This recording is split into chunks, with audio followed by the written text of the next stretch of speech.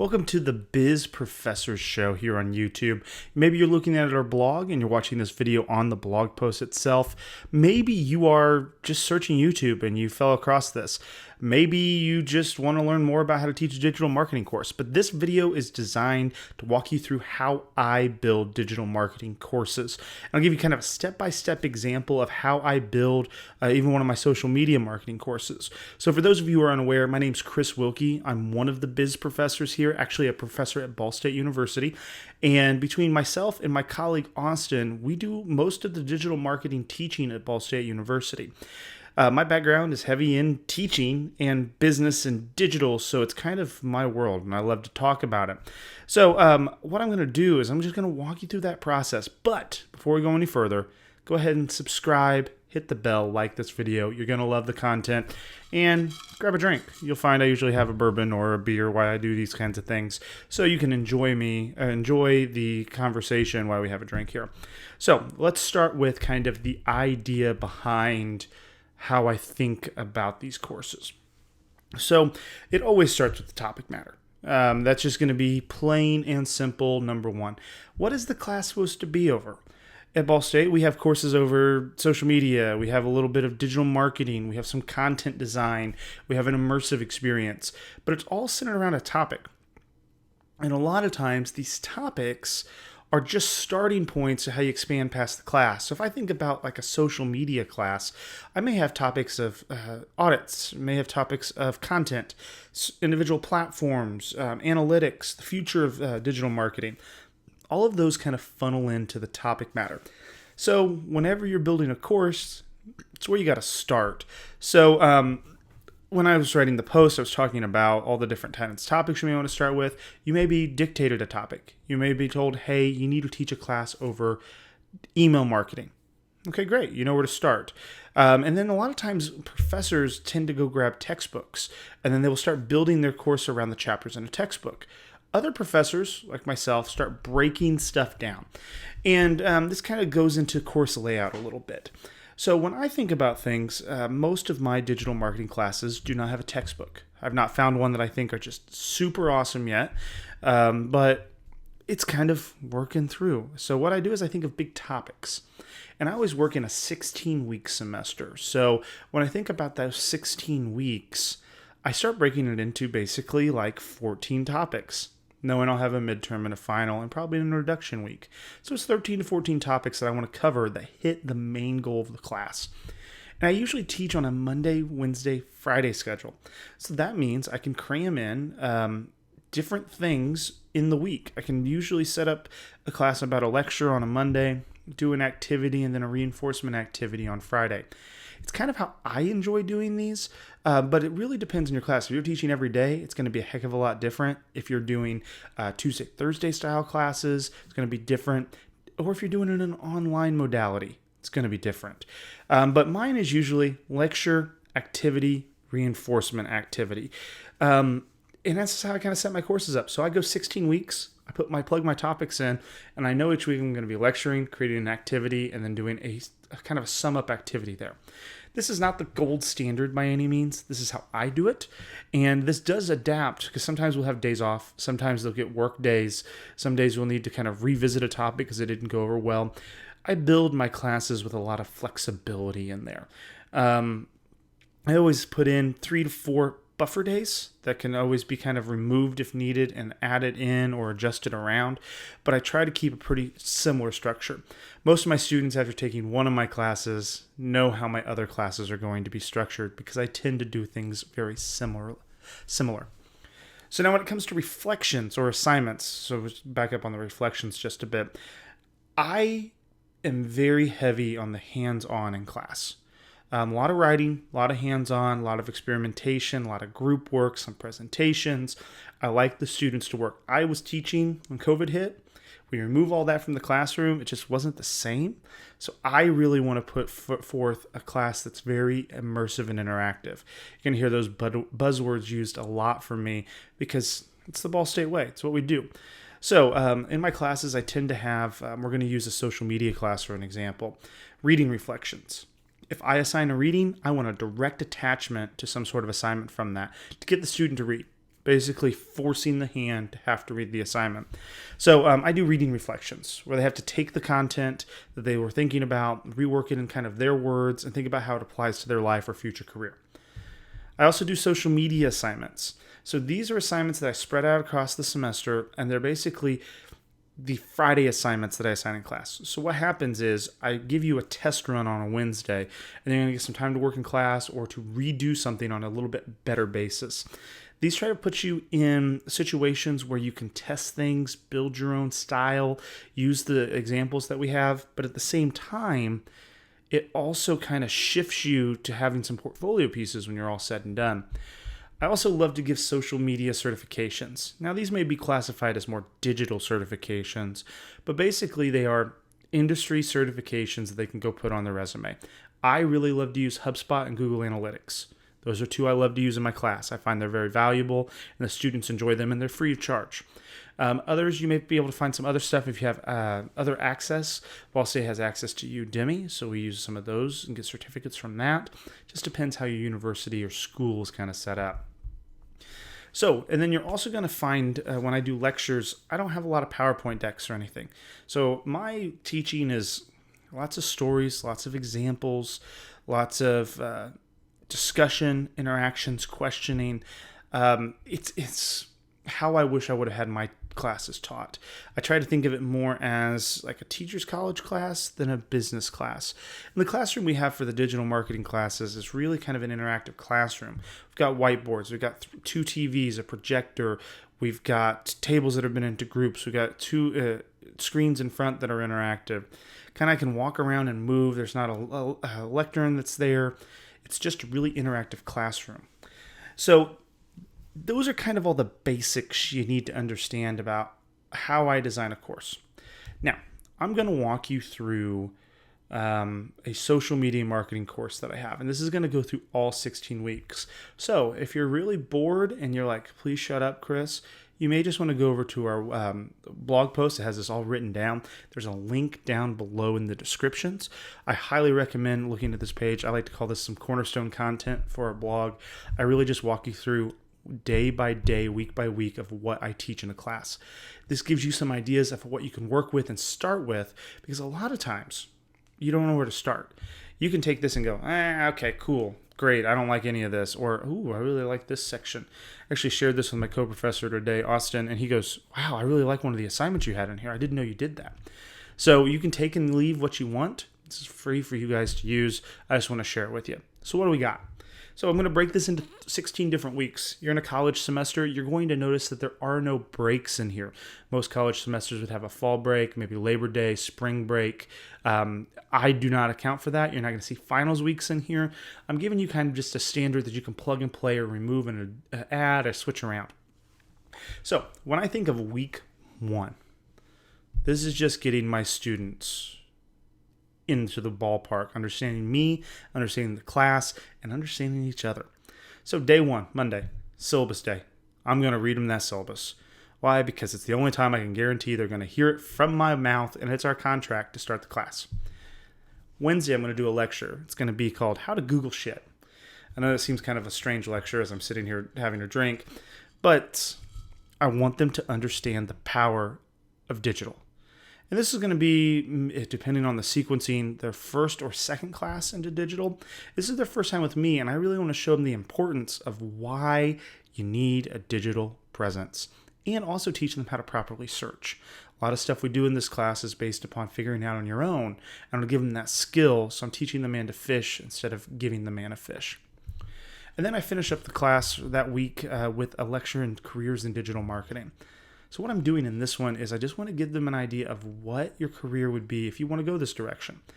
And I know I'm a little skewed because I enjoy my teaching side instead of the working side like I used to, but I want to give the students a preview of what kind of career this could be.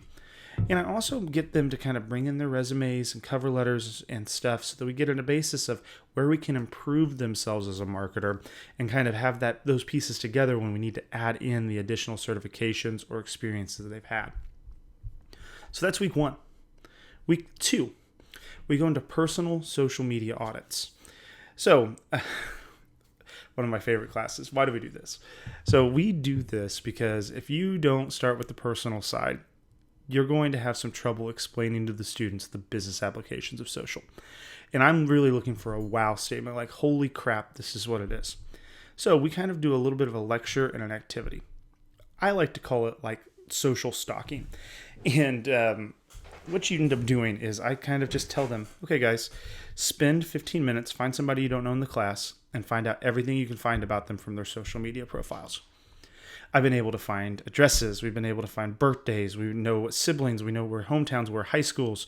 We found salaries of some students who were on campus. Found a ton of stuff. The power of social media and the information out there is crazy. Students really go, oh, wow, okay, cool. I didn't realize all this data was out there.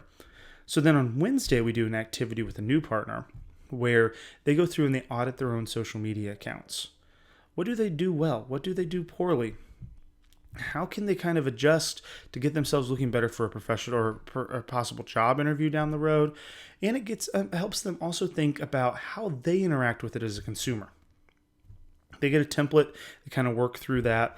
And then this leads us to Friday's lecture, which we're going to take a look at kind of the business side. 90% of the students who are in my classes have never actually used the business side of like a Facebook account or a Twitter account or Snapchat. They only know the consumer side. So after we've spent a week talking about the personal stuff, I really want to show them the power of the business tools that are with. It's usually a shorter class. They go through and they kind of get to look at everything. I show a few pages that I have access to, and they kind of get an understanding of, here is how you can use this to generate some maybe consumers, some leads, maybe keep a relationship going. And then we get into the next week. So we get off to week 3. And we start talking about, how do you use social media in a business setting? So it's kind of, how do you pull that strategy in? And then we get to the point where we can kind of understand what kind of looks like a good social account and looks like a bad account. And then we go into some audits on Wednesday and Friday. So what we do is we take a look at a business overall.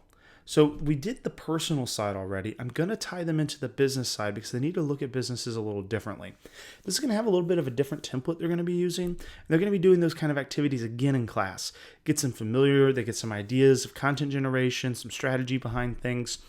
Then on Friday, they're going to be able to work together in a group, and they're going to kind of start their midterm project. They're going to be pulling in and picking a new business. They're going to do a deep dive on that. So what they're basically going to be doing is they as a group have to decide how they want to audit something. I've given them examples. The readings will complement these examples, but they need to figure out, how in the world do I really take a look at what's good and what's bad on these business accounts? How can you tell what needs improvement? I lay this as kind of the baseline for creating the social media plan. You have to understand where you're at. You don't have to know where you're going yet, but we need to understand where you're at. And we also need to start looking at your competitors and seeing where they're at and where maybe you can be improved. You may be able to compete with them a little differently. It just gives you a starting point. And that's what I love to do. And by week 3, we've kind of hit all the audit aspect. We know where we're starting from on a personal basis and on a business basis. And now it's time to get into the strategy side. So we go into week number 4. As you do this, do a big stretch. You've been listening to me just a little bit. It's a little bit of a drink break. And what you're going to find in week 4 is we're going to start looking at it more in, how do you start building that social media marketing plan? First week, what I do is I'm really going to hound audience personas. Understand who your target market is and why you're trying to get to them and what kind of social platforms they engage with, they interact with on a regular basis. Where are they at? You don't have to make them come to you. You want to get to where they are. Literally get inside their pockets for this, the phone, and the wallet. So you spend a lot of time thinking about who this target market is, and this is very difficult for the students. They always want to just assume college students are the only target market out there. You have to get them to start thinking about who really is the target market. If it's 45 to 50-year-olds, maybe Facebook's the best place to be.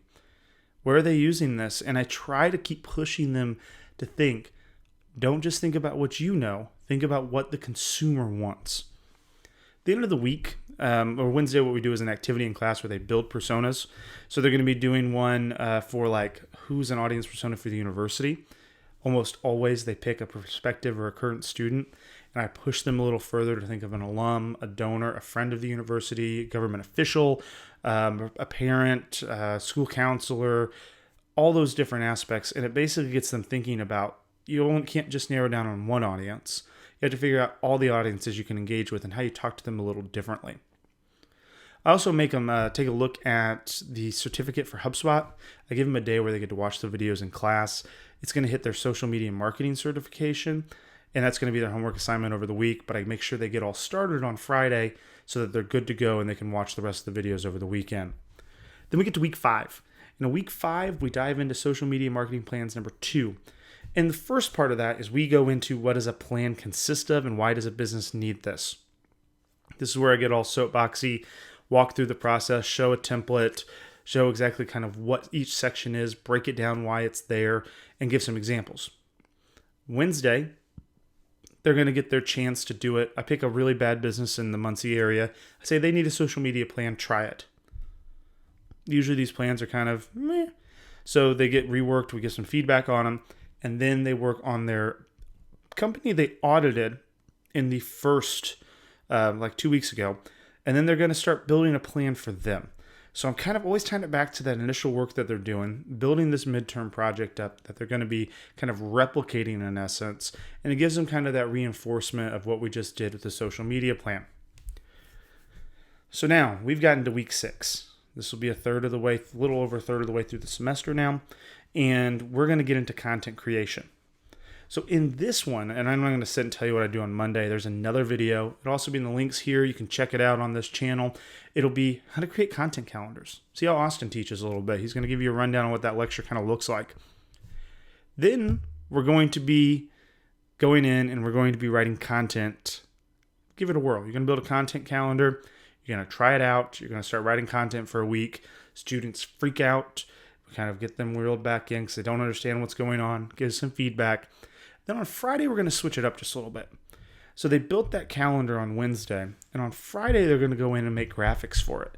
So they're going to kind of get a crash course in Canva, and they're going to get some understanding of how you can build social graphics or videos to get that media piece that you typically have that can kind of help you out when you're building that content. So we slide into week 7 after this. And week 7 is where I really get them having a little bit of fun and thinking about kind of that activity that we did with the personas.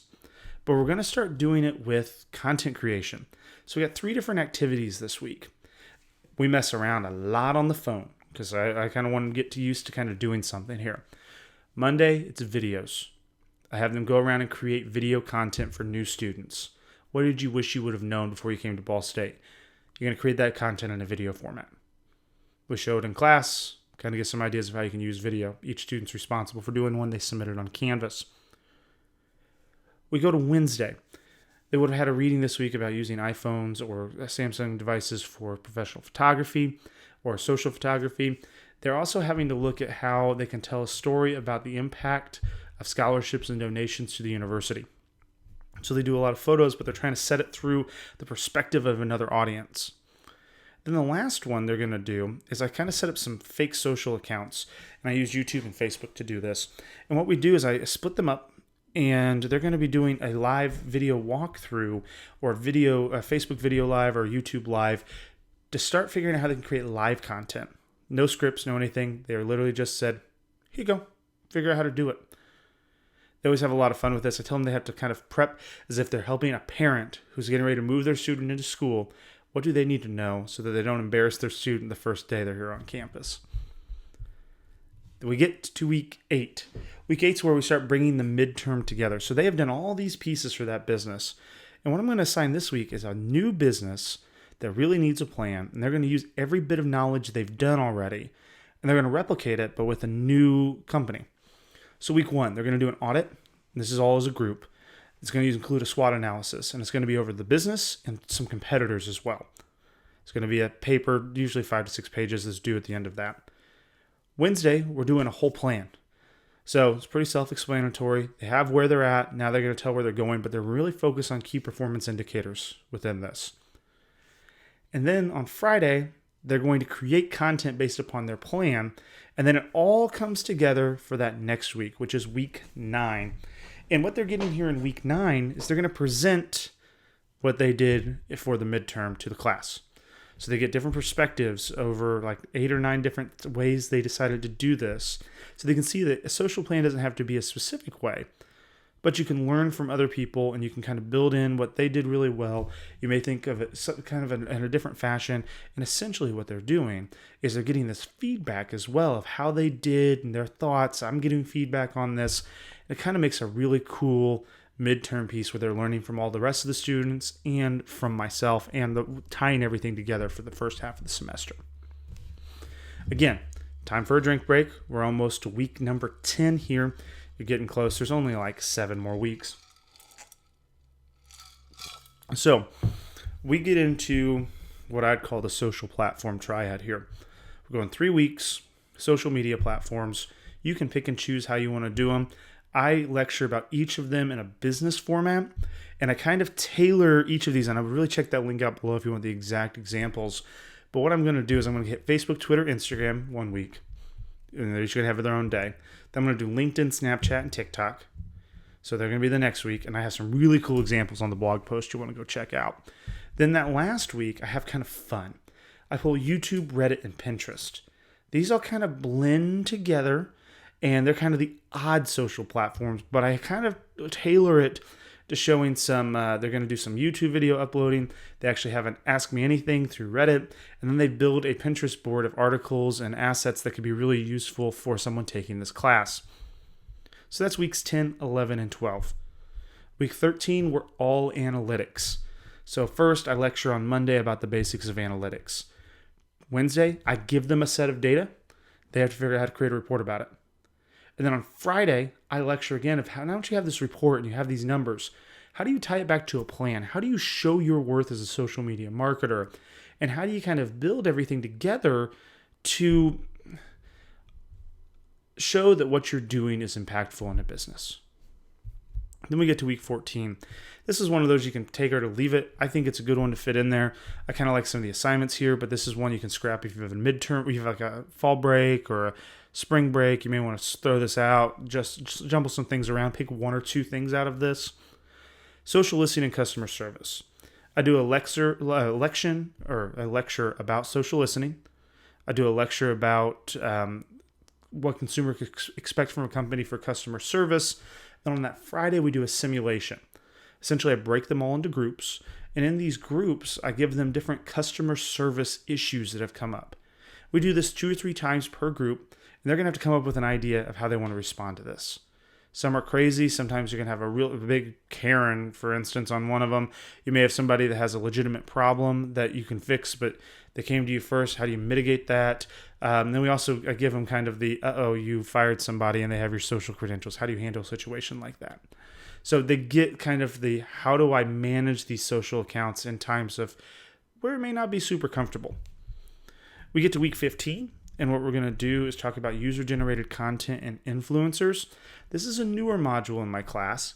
Ties back to those personal accounts we did in week 1 and 2, but it really shows the power of user-generated content. So we do a lecture over that on the first day. Then we do 2 activities. So there's going to be, on Wednesday, they'll come in and there'll be a product on the table. They have to act like they're creating content for that, almost as an influencer. And then they're going to be trying to kind of, the last day, spend the day being an influencer for Ball State. So they're going to tell the students of their former high school why they should come to Ball State and kind of be able to generate that content in a way that influences them that could be useful so they understand kind of the concept. And week 16, this is one of those that's always kind of fun for me. I do Future of the Digital Space. I've been using the Metaverse keynote and kind of using some key points out of that to show where we may be going in the future. Now, this is a lecture that'll probably change as each year goes, but I always like to do it because it gives us a chance to talk about what's coming down the road. I also love to talk about the future of e-commerce on Wednesday. I love to talk about e-commerce a lot. I was an econ guy and a sales guy too, so it kind of fits all in there. But I really like to hit on that because I think you have a blending of social and e-commerce blending together, and it's good for my students to kind of understand both sides. Then the last day is student class, so they can ask any other questions they want about social media. And then I use that to kind of build some feedback on how I can adapt that course again. This course has been done about, let's see, it'd be 8 or 9 times now. So I've been kind of building and adjusting and adapting and kind of reworking it. And this will not be the same the next time I teach as well. So it can be kind of adjusted and switched, and it's going to depend on what the topics are and how my students interact.